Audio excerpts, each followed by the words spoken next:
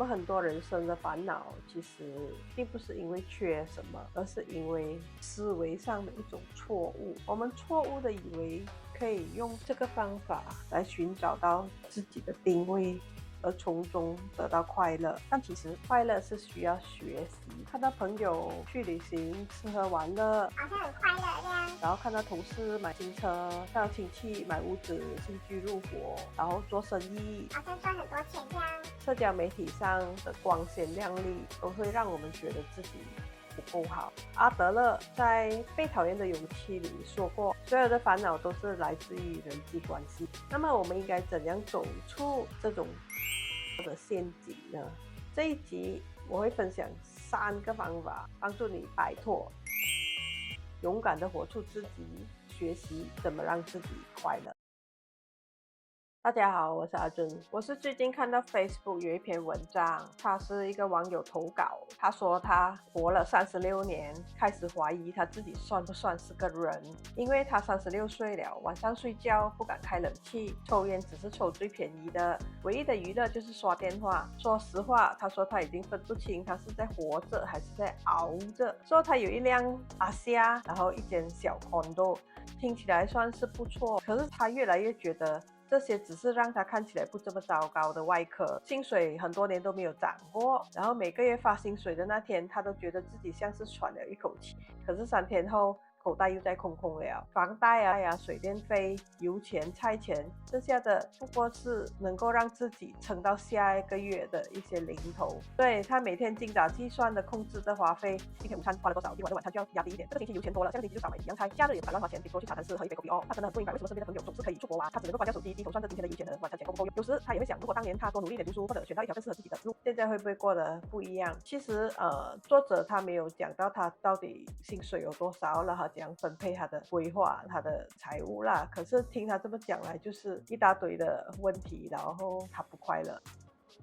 我相信很多人都有堕入过这样子怀疑人生的 moment 呢，不管你在什么年龄层，这些东西都源自于我们思考方式的一个 bug。所以今天我就是要讲关于这个话题，我们应该要怎样让自己快乐呢？这一个 bug 其实就是比较。我们自小呢就已经深深的被植入了我们的心里，而我们也不知道要怎样去解决它。我并不是说人生不去追求，或者是不要社交，这样我们就不会有这些烦恼。可是其实就算今天你是成天出国飞来飞去，不用做工还可以常常去吃喝玩乐的人，你未必会快乐。快乐并不是说你拥有多少，或者你有什么物质上的东西，你不会快乐，就是因为你总是看到别人有更好，有更好，有更好，而你这个定位就是建立于跟别人比较，而且加上这个社交媒体的这一种风气，就让我们常常就是看到，中国我们的朋友全部都好像很有钱这样子，为什么这个人就出国玩？为什么就吃好料？为什么大家看起来都很幸福，只有我很糟糕？所以这个就是一个陷阱了。阿德勒的观点是，所有的问题都是人际关系的问题。你想想，跟上司的冲突是人际关系的问题咯，担心别人怎么看自己也是人际关系的问题咯，甚至感到孤独或者是痛苦，都是因为我们觉得跟别人断裂。好像很多人会讲新年啊，那些亲戚啊来来去去都是问你做什么工啊，赚多少钱啊，还是问你的孩子啊，考第几名啊。所以我们都是感觉这种东西好像很冤恶，可是我们又不自觉的就堕入了这样的循环。所以比较就是那一颗种子，破坏我们人与人之间的人际关系。一旦开始用别人当做一个标准，就只有2种结果。第一种就是感觉自卑，我不够好，我落后了，别人比我好。那第2种呢，就是陷入优越感，我一定要赢，我一定要比人家强，我要跟上一层楼。这2种心态最终都不会让你快乐，因为这个世界上永远都会有人比你更有钱、更聪明、更年轻，或者是更幸福。而且一旦我们把自己放在高于别人或者是低于别人的位置，我们就不再把别人做是伙伴，会变成一种竞争，那你就不能能够跟对方有良好的关系。生活就变成一场没有尽头的比赛，这样比赛就是一定会有压力，有压力你就是不会快乐，而且造成了人与人之间的对立，然后把人变成了更加的孤独。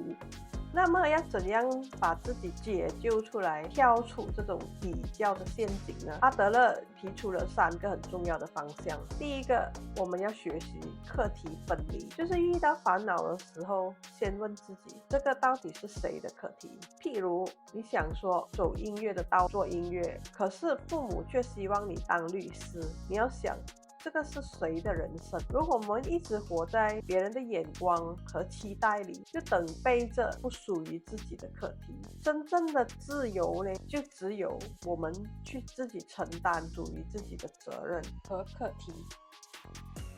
第二，就是不要落入需要被认同的陷阱。我们其实花很多的时间和力气在追求别人的认可，我们希望别人的赞美，得到别人的掌声来肯定自己。这种过度依赖别人的认同却反而让我们失去了自由。就是我们的所作所为其实不应该建立在为了获得父母的认同，或者是同伴的羡慕，或者是感觉别人会看得起我们，这些都是不健康的心理。我们要把焦点从我要比别人强转换成如何能有所贡献，我能够怎么样帮助这一个环境让它更好，我有什么能力可以让别人更好，让这个社会更好，让这个环境更好。这比较的力量呢，就自然的减弱。你看到别人好，你会由衷的高兴，因为有你的祝福。第3步呢，我们要培养共同体感。阿德勒提出的这个共同体感这个概念呢，主张真正的幸福并不是在于超越别人，而是在于我和大家都是连结的。就好像佛教里一些学说共业，我们所有的贡献，我在这个共同体是一分子，我们才能够一起的迈向更快乐、更美好的、更幸福的一个社会。所以想一想，上一次你真心的去帮助别人，并不是为了得到以后他会帮回你，是因为你真的在乎，你付出的这一份温暖是让大家让这个共同体会更好，这样我们才能够真正的感受到幸福和快乐。好了，今天就讲到这里，谢谢大家的收看。喜欢我们的视频，虽然显示了，就请多多订阅、按赞和分享，这将会是对我们最大的鼓励。谢谢，下期再见，拜拜。